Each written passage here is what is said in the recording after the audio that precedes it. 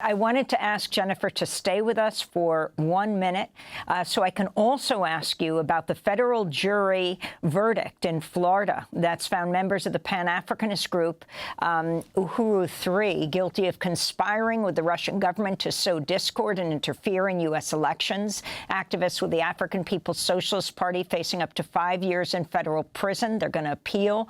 Prosecutors arguing the group's activities were not protected by the First Amendment since they were done, they say, at the direction of a Russian operative. The defense arguing the government aimed to censor the group after members criticized U.S. foreign policy. Jurors acquitted 3 of the activists, known as the Uhuru 3, on more serious charge of acting as agents of a foreign government. Jennifer Jones, the significance of this verdict. Yes, absolutely. The trial of the Uhuru 3 is proving to be one of the most important First Amendment cases thus far in the 21st century.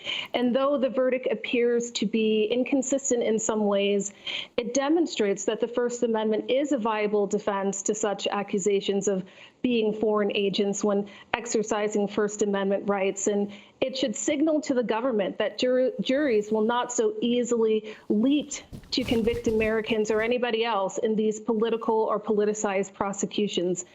But at the same time, because the Uhuru 3 was found guilty of the lesser charge, it also shows it isn't necessarily penalty-free, and that conspiracy laws, which are often broad and confusing to juries, are still being used to traffic folks who are not guilty of the underlying offense, yet by conspiracy convictions are on the road to prison or punishment nonetheless. And so it is a bittersweet verdict, which everyone should be aware of, because it remains clear that when covert government repression tactics fail against activists, the government will use the overt means of charges and cages against folks who simply they disagree with.